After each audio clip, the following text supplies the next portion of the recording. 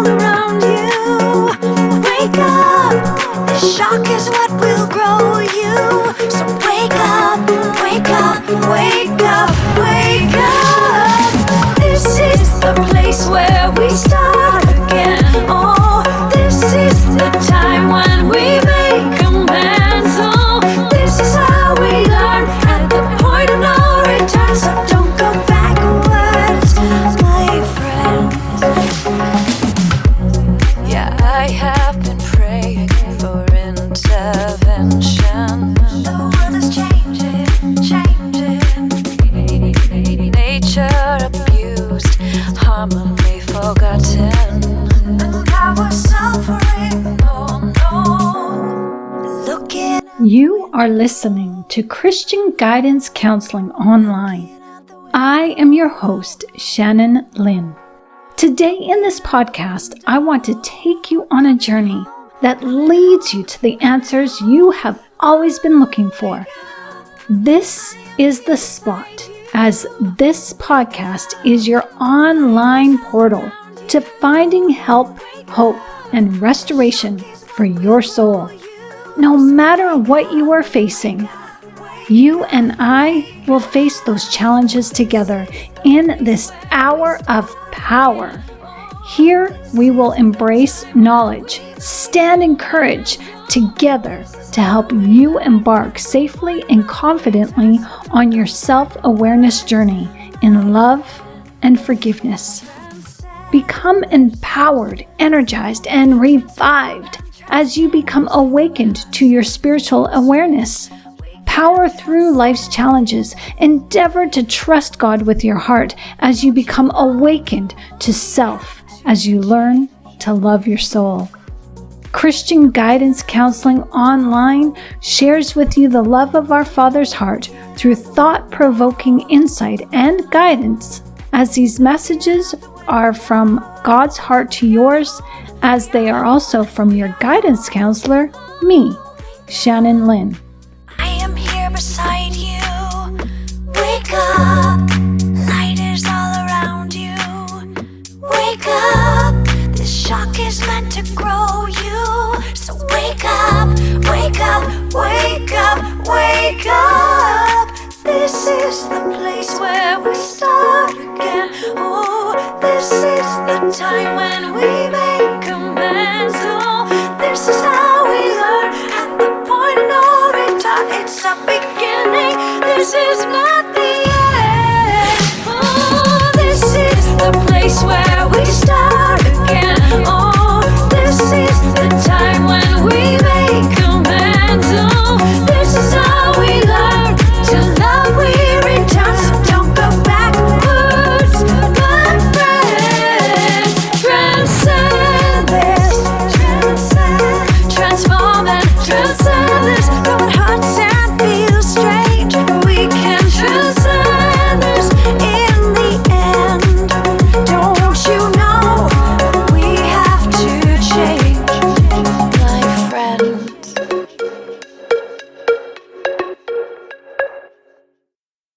Hello, and welcome to the premier podcast of Christian Guidance Counseling Online. Welcome, friends. My name is Shannon Lynn, and for those of you who do not know of me, I am a Christian author, peer support mentor, and counselor helping you online. Together, we chart a course in the direction of your truth to empower you and strengthen you so you can rest in the loving truth who is Jesus. Christian Guidance Counseling provides answers to your questions as we together navigate through important issues such as suicide, depression, habitual behaviors, toxic relationships, yes, including narcissism. And we even manage to slip in a Bible study or two or three just to help you understand where your roots are as the Word of God grounds you and keeps you tethered to your home space, which is heaven. You can find many of my videos online through YouTube and BitChute and also Rumble. You can find articles, online books, commentaries, workbooks, and PDF books at ko-fi.com/Shannon Lynn. I will provide the links in the description of this podcast. Your support to this channel helps others to see this content when and where they need it. So be sure to like this content and share it where you can. There are many hurting souls out there, and we are in this together as we are in it to win it.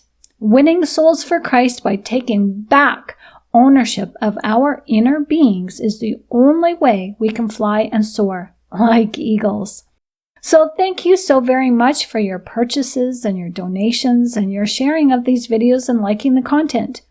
If you would like your question answered, or you have a comment, question, suggestion, or even you want to make a donation, please feel free to contact me at the following address. I do take donations by PayPal, so this address works through PayPal as well. ShannonGilmore@protonmail.com. So welcome to Meaningful Motivational Monday. Today is January 2nd, 2023, and this is the day where the topic of today's podcast will help you to see that part of your healing experience is to become your own best friend and your own parent. Mondays here at Christian Guidance are for us to talk about ways and methods to motivate you and help make change happen. Now, we can't get to where we are going from where we currently are at. We need to change, and that change has to be made consistently as well as constantly. And how to make change happen is to first change our minds. We got to change the way we think. If you can't see something for yourself, you'll be resistant to the process because the outcome will offend you. Not because the outcome is bad, but because you don't know what it takes to reach that outcome. You don't know what you are capable of, and so you place fear on the unknown. And you place fear on yourself, but not on the methods that will be used to achieve the outcome. Take, for example, you may not know how to swim. You may want to learn how to, but let's be honest. You see a swimmer swimming in the water, and you're observing the achieved goal. You literally have not seen or witnessed that swimmer going through the trials and the mistakes and the failures, the wins, the losses to achieve that final outcome of swimming confidently and securely in the water. So you don't know what the swimmer has to go through, so you don't really know what you have to go through. That, my friend, is an unknown. And when we have unknowns because of lack of experience, we then doubt the unknown, and we, instead of doubting the unknown because that seems irrational, we then begin to doubt our abilities. And we doubt ourselves so much that we tell ourselves, oh, we can't do that. When we see other people swimming or achieving their greatness, and we doubt the process, we doubt ourselves, that too is also irrational. So we then give in to excuses, and we tell ourselves that the water is the problem. We're fearful of the water because the water is too deep, too murky, too cold. It's not clean enough. And the pool that we want to swim in might have too much chlorine. So we then find every excuse to not learn how to swim. And that excuse becomes a truth. When in fact the truth is, you have never given yourself a chance. You're not giving yourself the choice to choose to see and discover if you like to swim or not. If you refuse to invest in yourself because you don't know what kind of effort it will take and commitment for change to happen, you're not going to do it. You'll just never achieve what you want to achieve. Wanting and doing are two different things. The process isn't the thing that is feared. It is, in fact, you are fearing yourself and your personal achievement.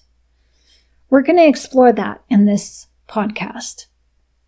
I've heard it said by many business coaches, they go around telling their public, you know what your limiting belief is? There's your problem. And most oftentimes they say that our limiting beliefs is the fear of being successful. They try to convince us it's the fear of having all this money. It's the fear of rising to the top. Well, I have to say that that's a matter of opinion. I have to say that they have not reached the root of those statements. Those statements are a beginning, but they don't reach the root of the matter. In my opinion, the biggest and most significant reason that we do have limiting beliefs, this root is at the heart of keeping us from becoming motivated and staying motivated. It's this. For many of us, worry is all that we have ever known. And with that follows unworthiness. And this unworthiness can be traced back to our upbringing. See, our parents didn't believe in our abilities when we wanted to try something. When we were young enough and not imprinted with the thought of what if there is a scary alligator hiding underneath the bed? Or what if that alligator is hiding at the bottom of the puddle that we want to jump over? No, we were never allowed, or very rarely allowed, to explore our imaginations like that. Instead, we were stopped when our parents told us to not get too close to that puddle.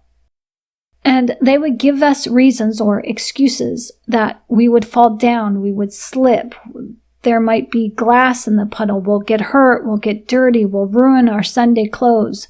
We weren't thinking of falling down when we wanted to jump over that puddle.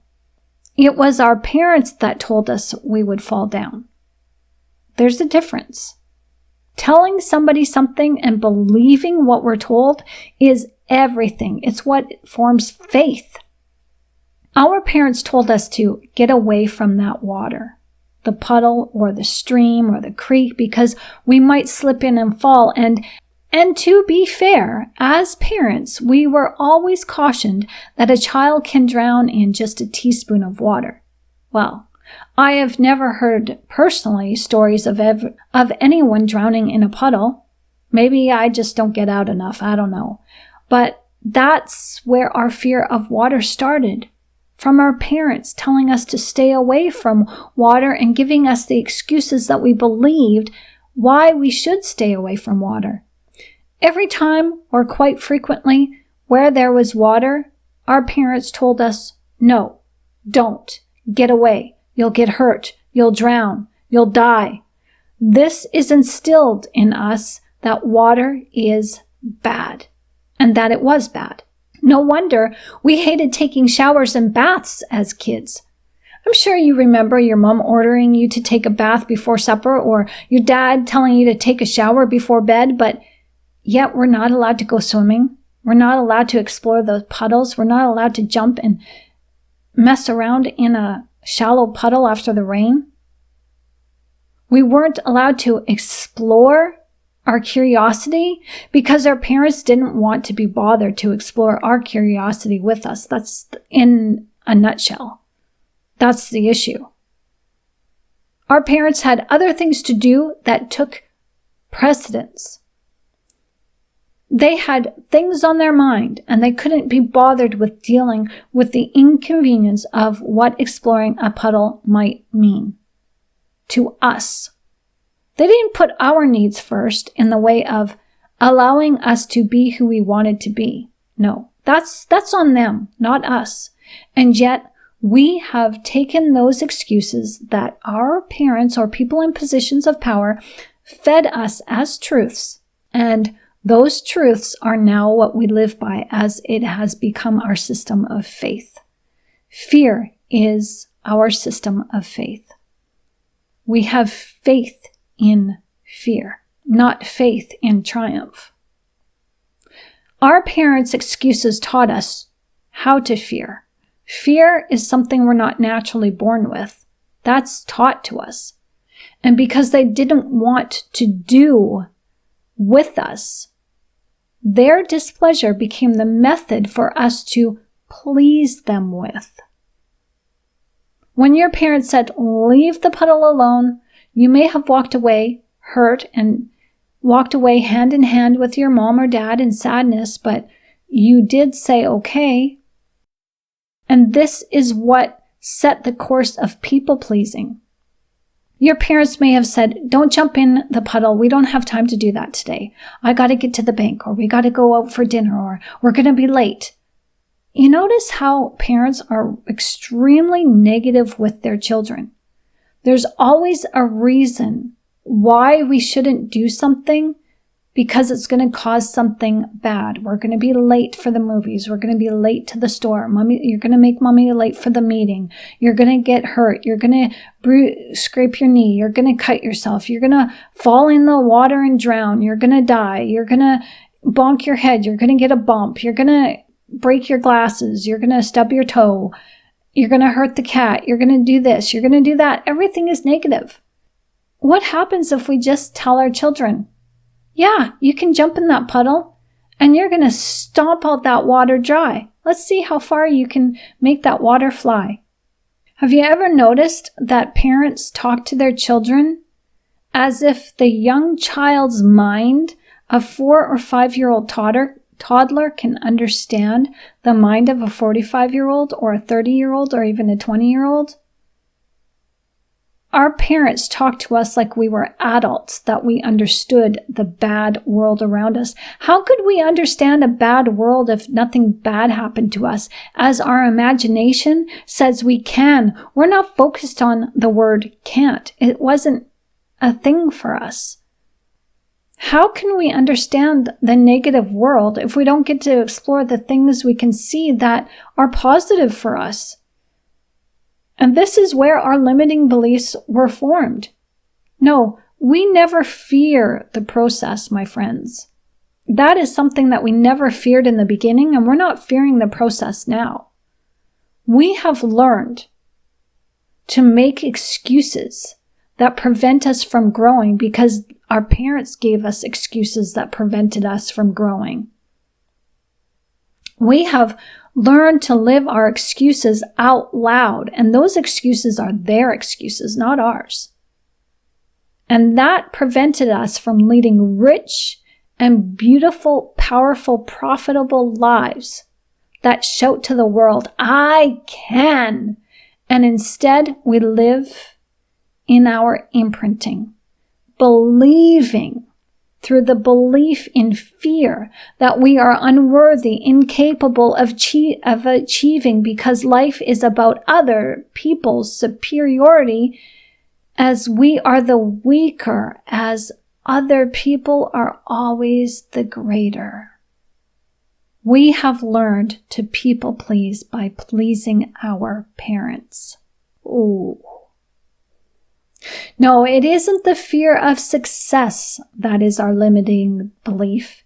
It is the fear of disappointing others and possibly proving that they are right about the negative outcome. We put our belief in our parents, as we should, as we have an inherent need and nature to trust them. So their word is their bond, and we don't even have to learn by experience to understand that their word is their bond.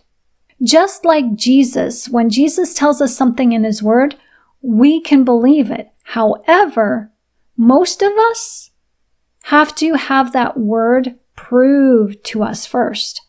But yet our parents are set up greater than Jesus, as our parents' word is never questioned when we are little. And if we question their word, we get disciplined, don't we? So this is what it means when Jesus says, people who cannot leave their mother or father for me are not worthy of me. Leaving that motherly, fatherly, negative imprinting that I'm sharing with you in this podcast is absolutely unnecessary, because we have it backwards. We question Jesus's word, which is truth, but yet we don't question our parents' truth, which is not always truthful. It's dependent on the circumstances. So let's give this some really deep thought, as this is really deep and important for us, as understanding this will help us to rid ourselves of the limiting belief. And I'm going to share how you do that in this podcast today. We fear our parents' word. And as adults, we're still in the mindset of people pleasing them or people like them. And Jesus' word is his bond. He cannot lie. He cannot lie. He always tells the truth. And so when we read his word, we read it and we want to believe it, but yet in our minds we're like, yeah, prove it. And so we have to do something and explore the possibilities of maybe Jesus' word is wrong. Just think about this for a minute. We have it backwards where our parents tell us, don't jump in that puddle. And we say, okay, because our parents say, you're going to fall down, you're going to get hurt, you're going to wreck your Sunday clothes, we're going to be late for this meeting, Daddy's waiting for us at home, come on, I've got the car running, we're going to run out of gas if we take too long. Whatever silly excuse our parents give us, we believe without even testing that belief. And if some of us do test that belief, well, then we get reprimanded for it. However, with Jesus, if Jesus were our parent to say, don't go into that puddle, what do? We look at him and he'll say, don't go into that puddle because there is danger in that puddle. There is a 50-foot alligator at the very bottom of this puddle, and you can't tell that this is actually not a puddle, it's a bottomless pit.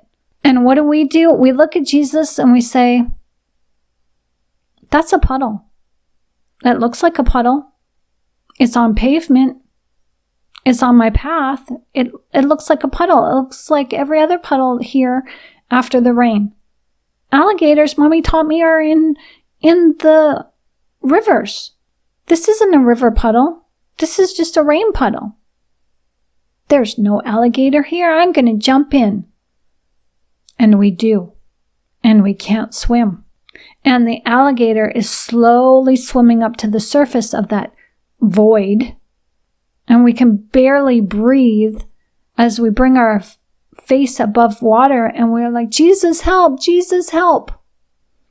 So Jesus pulls us out and saves us from that alligator. And that is when we say, boy, you were right. You were right, Jesus. I'm sorry I ever doubted you. See how backwards we have this? We put our parents in position of authority, of Lord and Master over our lives. As King of Kings, Lord of Lords, Queens of Queens. Instead of Jesus being our Lord and Master, we question him and never question our parents. Now can you understand the scripture where God says that he is a jealous God? Just put yourself in God's perspective for just a moment. Here you are, truthful. You cannot lie. You have the best interests for everyone. Everyone is treated equal, and everyone is allowed to explore their free will choice in life. But yet, the people that you love still cling to the deceptive ways of their mother and father. We need to give God more glory than what we do. So let's get back to this podcast and let's explore this for a moment using the puddle as an example. When you were about 4 or 5 years old and you want to jump in that puddle and your parents say no. However, when you're that same age, your parents present you with a bike, as they want you to learn how to ride a bike without training wheels.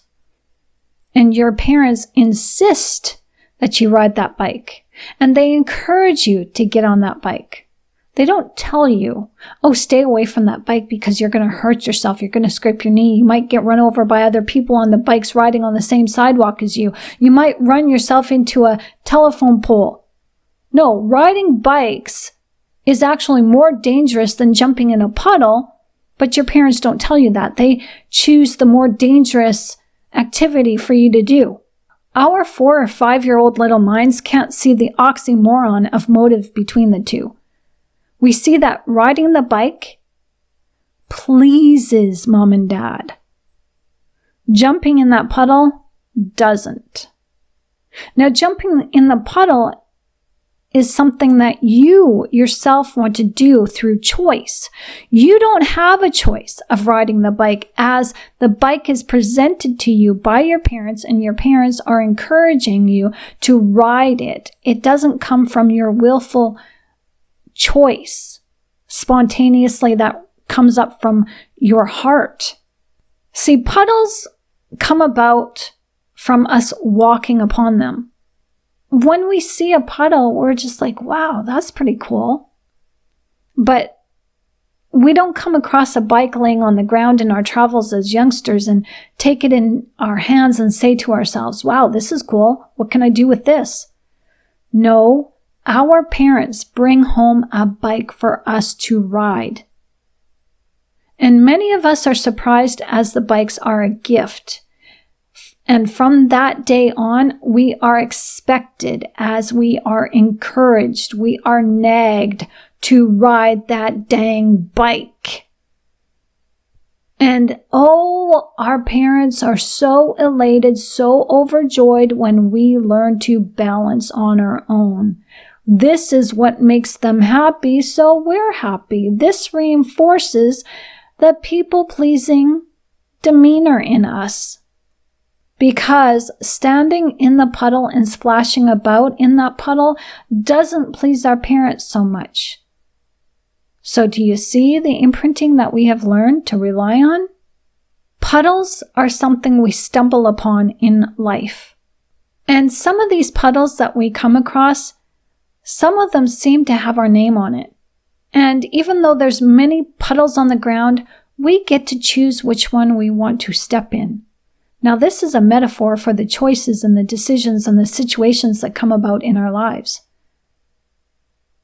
You can choose all these puddles if you want to.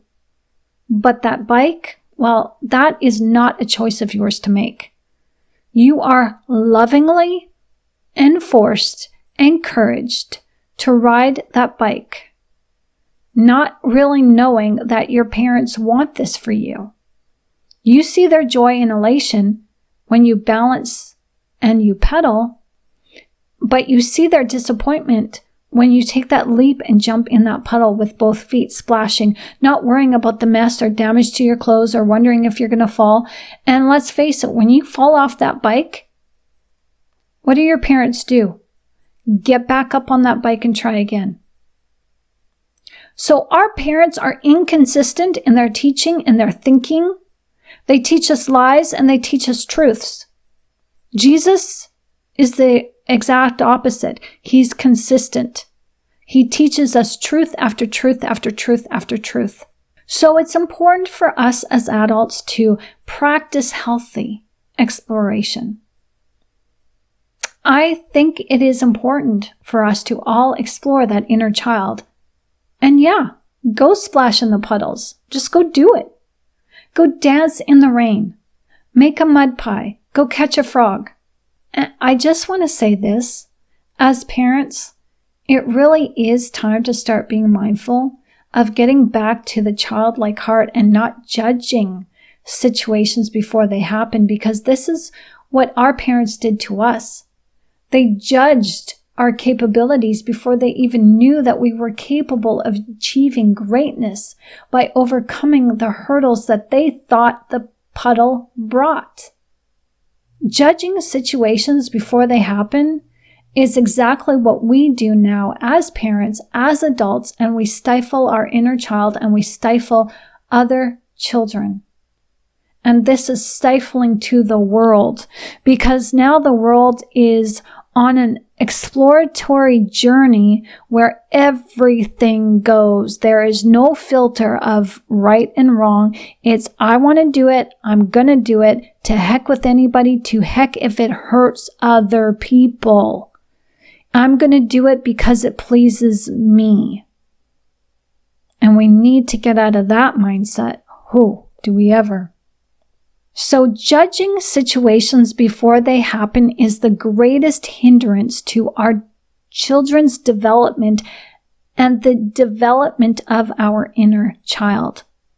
Now, we expect our children to level up to the adult mind. And this is something they are incapable of achieving. And yet, we don't realize as parents and as adults that we are ever so capable of leveling up to the childlike mind. Many people say that, oh, I'm not going to level myself down to my child. But that's the wrong way of thinking, because as adults, as parents, we have forgotten our place. A child observes and absorbs the content that they are engaging in. As adults, we observe and absorb the content, but with a twist. We put the filter of judgment on things. Our parents trained us to become resistant to exploration. We've learned to become resistant to life, and life brings change. We've become resistant to our own change and our own lifestyles that we want for ourselves. As resistance is the refusal to accept or comply with something that attempts to prevent something by action or argument. Our parents were resistant to us, and we okayed it through our willingness to please them. Our parents were resistant to our free will. And now this is what we are now fearful of. We are fearful of exploring our free will as we have learned to not accept it. We fear personal achievement because ultimately we fear exploring our free will, because we've been taught exercising our free will choice is not a good thing. There's always a negative attached to it. It has the potential to harm us and hinder us. But when we exercise our free will, it is the explorative inner child that gets to become self-expressed. And our inner child is hesitant. Even though as adults we are no longer under the care of our parents, that inner child within still looks back to the past and looks to our childhood parents or people in positions of power for approval. And if we can't find that approval, we look to people in our social groups for that approval, or for that, no, you can't do that, that reinforcement that prevents us from tapping into our free will. Our inner child looks in the direction of our past and asks, is it okay? And the past is recalled as memories which fuel the feelings that we are familiar with, that tell us, no, you better not. And we go through such disappointment when this happens, but we can't stop ourselves. We tell ourselves life just doesn't want to help us, that life just doesn't want to see us happy, that God just meant for us to live in sadness and unworthiness. Wow. As you can see, the situation has nothing to do with God, and less to do with the here and now and more to do with the past. As you, as an adult, are still allowing your parents to discipline you and direct your comings and goings. If you live with the fear of exploring your free will choice, you are the one stifling your own creativity. You now are the one holding yourself back, as you are the one bringing into your life disappointment after disappointment, as life gives to you what you are, not what you want. So if you are finding yourself stagnant in your life, take a look around you and look and observe the things on the outside of your life and compare them with what you're feeling on the inside of your life.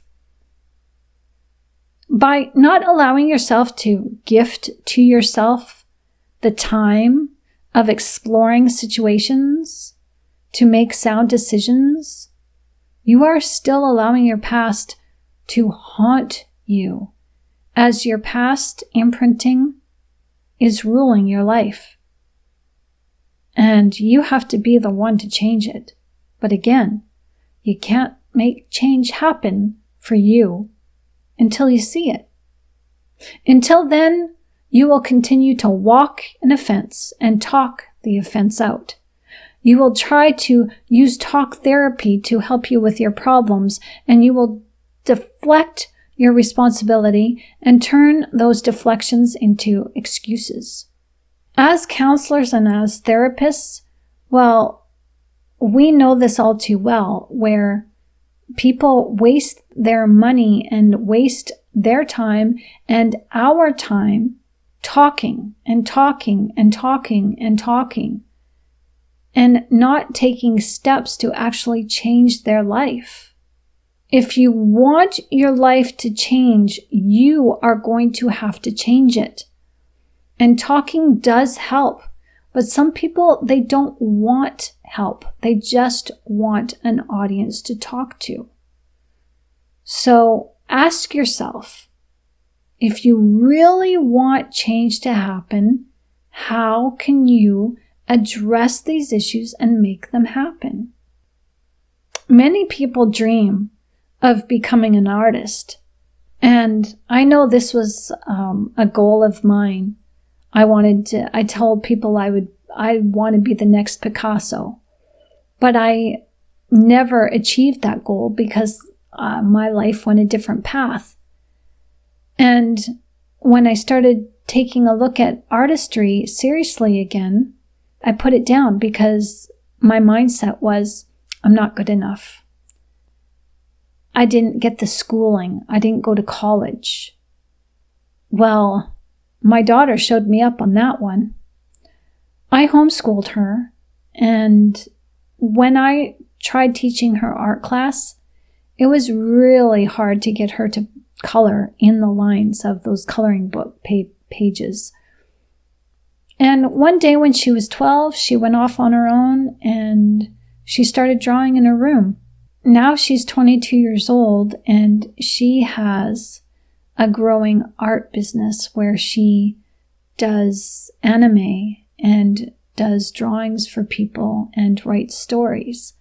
And she never went to college. She actually self-taught, and she's getting followed on social media by some prominent artists. So I'm very proud of her, very proud of her. Her artwork is exceptional. She does digital art, painting, and she's even done a bit of sculpting, but she likes using pencil crayons. Her art for me is just phenomenal. I am so pleased. She just showed me up. She's just like, no, it was a lot of dedication, a lot of hard work, but with persistence, and every day she's been at art every single day of her life since 12 years old. That's dedication. And I have to say that I even helped her through some emotional issues by using her art as an example. So it's been a fun journey to see and experience with her. So there's nothing stopping you from achieving your goals. You just have to find a way for yourself that's right for you. And many people want to become a songwriter, but they don't have a musical instrument. Well, you don't need a musical instrument such as a guitar or a saxophone or a violin or a keyboard. I'm using a musical instrument right now to talk with you today. You have the power of your voice. So go explore it. There's nothing stopping you. Take the leap of faith, as doing so is the first step needed to begin trusting yourself and trusting your judgment and forgiving yourself and forgiving your parents when and if things don't work out. There is always a way, and life is endless with its possibilities. So that when you come to the end of your journey in life, you can never say, I was never given the opportunity to paint or sing or dance or be happy in life. You want that job of your dreams? Well, figure out what skills you need and set out getting those skills. You have the internet at your feet where many things, many coachings and skills needed, you can find courses online for free. Find people in that profession and become involved in that community and find a mentor that can guide you and help you. The truth of the matter is that you are more powerful than you know, and you are not as powerless as what you believe. If you want to swim, you can. You don't have to be afraid of the water. Fear is a choice, and fear is your belief, and you have to change your belief system. You have to change your system of belief. The only thing is, we don't recognize that we are choosing fear is because fear is all we've ever known. We've been raised on it. So to get over your fears, it's helpful if you first face them. How do you do that? Well, if you have a fear of heights, do you go to the most extreme thing to overcome that fear? Absolutely not. You can if you want to, but that's not ideal. You don't have to go to the extreme to overcome your fear of heights. And that's true with the fear of water. If you have a fear of water, you don't have to go swimming to challenge that fear. So if you want to rid your fear, ask yourself this question. Where do you feel that fear in your body and feel it? Take some time to focus on your breathing. Breathe in and exhale slowly. And with each exhale, try to relax the tense muscles, starting from your toes and moving up your body. You can do this standing, sitting, or laying down. And when you come to the area of focus where you feel in your body fear is lingering, look at that area inwardly. Imagine the color of that tense area. What does that color represent to you? What do you think of when you look at that color? How is that color associated to your specific fear? Breathe through that memory. With each exhale, tell your body you are safe. You have survived. You are alive and you are thriving. You are satisfied.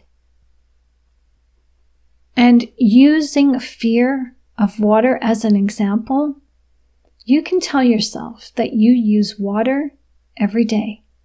You shower and bathe in it.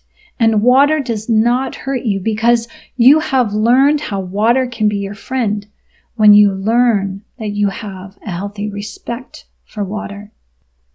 You do not use water in any other way than what you intend to use water for. Water in your life is always kind and nurturing to you. It's beautiful and natural. It's soothing and it's calming.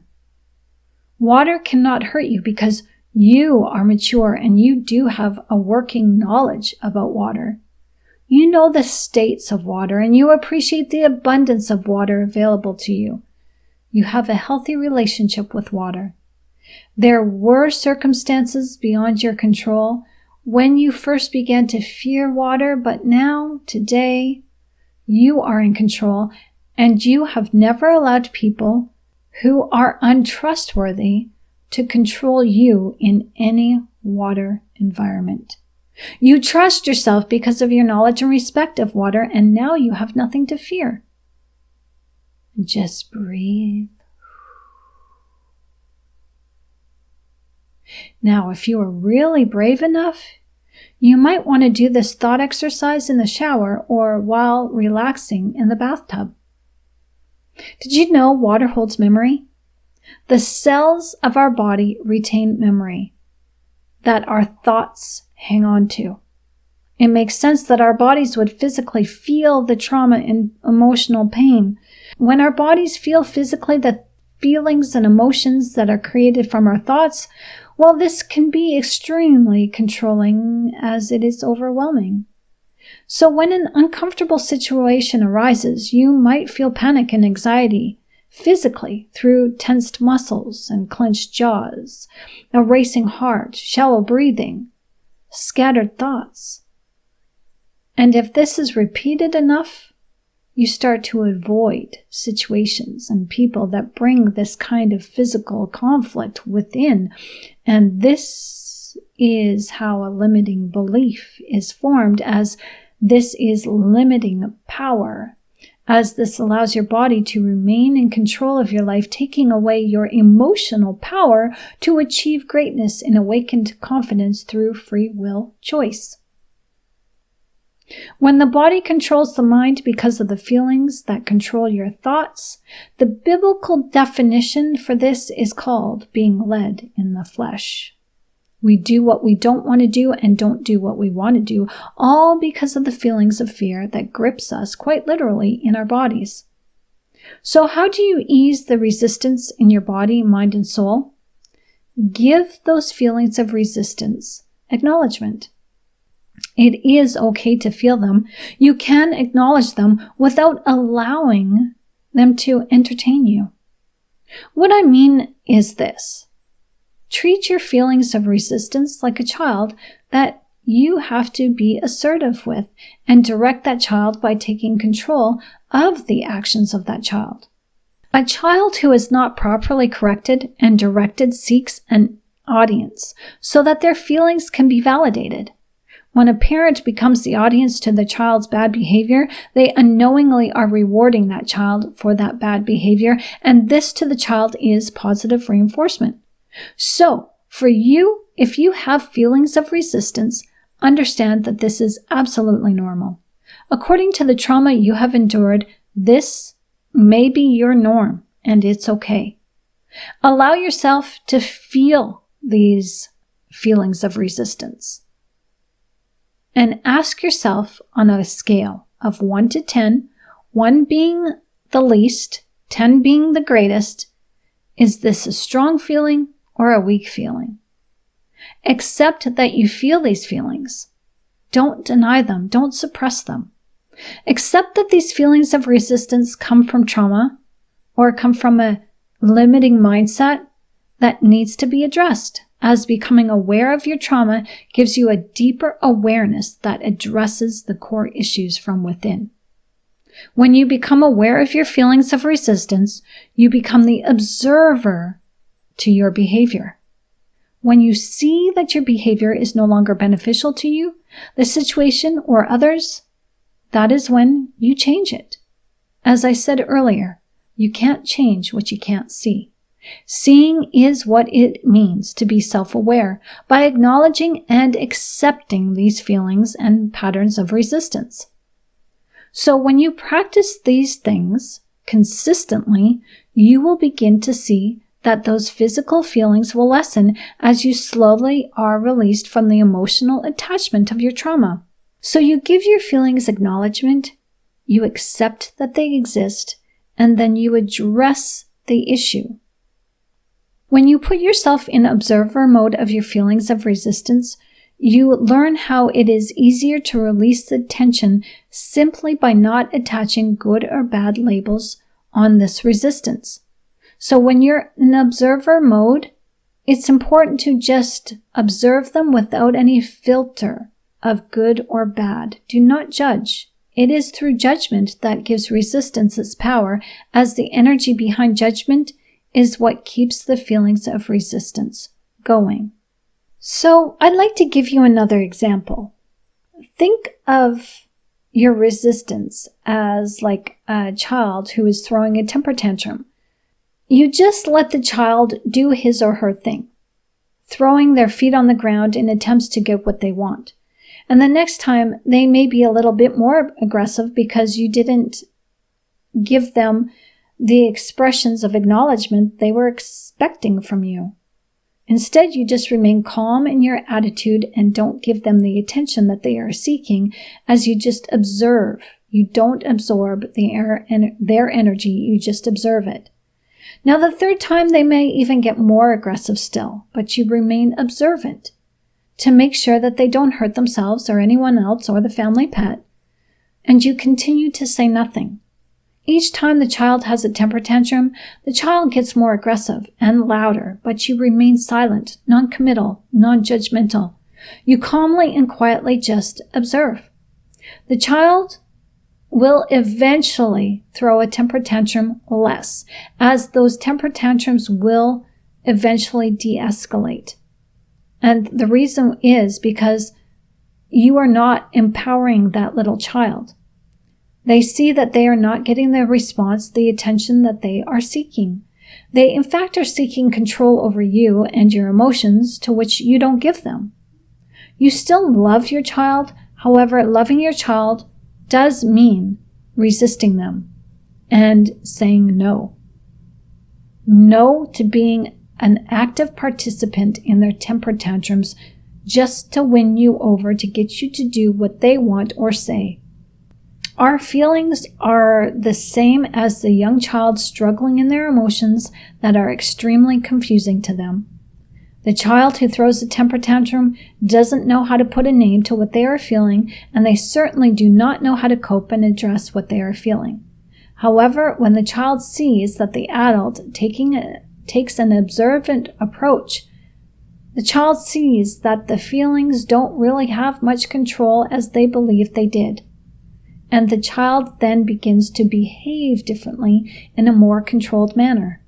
We allow our inner child to feel and express the sensations, and after we become mindfully aware that there truly does exist resistance in our bodies, and that our emotions are feeling what they feel, as this is normal, we then, as a loving parent, consciously can step in and observe our inner child's reactions, and we can better direct them by monitoring ourselves, our behaviors, as we take steps to diffuse, deflate, but never dismiss those feelings. Get good at observing your feelings and the behaviors that manifest because of those feelings, and you will discover that your self-empowerment that leads to self-improvement is what your feminine and masculine power are all about. Your feminine and masculine powers are what co-parent your inner child. So get excited about taking control of your life. Change doesn't happen overnight. It does happen seemingly overnight when you make a committed effort to help yourself in ways that only you can. No one can do this for you. You have to be the one to take your burdens off the shelf, observe them to see where they originate, as sometimes when you begin letting go of the resistance, you do begin to realize that some of these feelings don't even belong to you. Some of these feelings were forced upon you as you took them as your own. How do you know when a feeling of resistance doesn't even belong to you? Well, take a look at the person who caused your trauma. We often do this in the community of narcissistic healing, in the communities of healing from narcissistic abuse. We look at the abuse of our abusers, and then we take a look at their behavior, their mannerisms, and we dissect and learn the reasons behind their behavioral patterns so that we can see the reasons behind our own behavioral patterns. When you take a look at people's behaviors and mannerisms and see their self-inflicted wounds are projected onto you in attempts to alleviate their own inner pain, well, this you can do something about. When you acknowledge, address, and become aware of your patterns of resistance, you then can send back every feeling that you have adopted that does not originate with you back to where those feelings originally came from. You then learn and practice detachment as you detach yourself from engaging in those feelings of resistance. So don't allow yourself to absorb or engage in the negative patterns of resistance. Recognize the patterns of behavior that are not in service to you and depersonalize those feelings.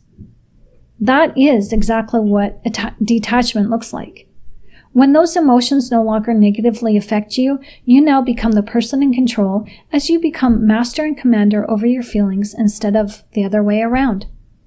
Welcome to proper adulting, as this is what it means to be a mature human being. Welcome to Meaningful Motivational Mondays, where you learn to live your life out loud in love every day of your God-given life. Jesus teaches us to learn to forgive ourselves as we forgive each other, and I hope you have learned how to do that in this podcast. Understanding what you are resistant to allows you to step into a life that is fulfilling as it is rewarding, full of limitless possibilities. Understanding yourself allows you to free yourself of the spiritual chains that prevent you from grabbing hold of those blessings that God wants to give to you. You are a treasure and you are valuable. You are worthy of living life to its fullest, my friend. You are that special, yes. And today is the day where you have been given some inspiring news.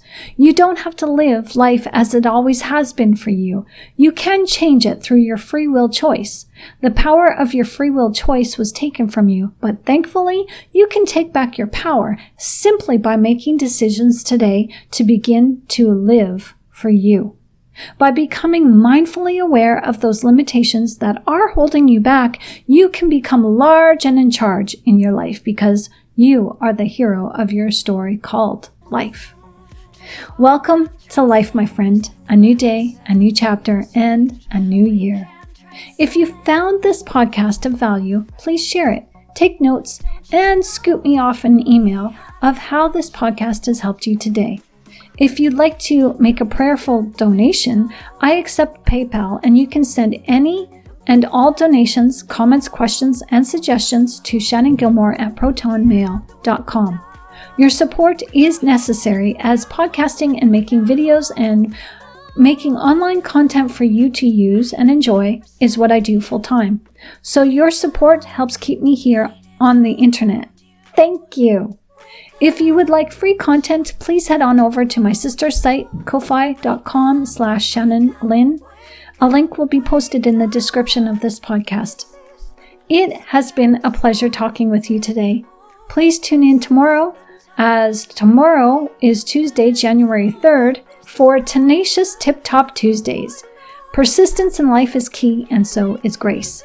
Tune in for an hour of power, or so-ish, as I share with you important information you need to know about your self-help healing journey as you awaken to self.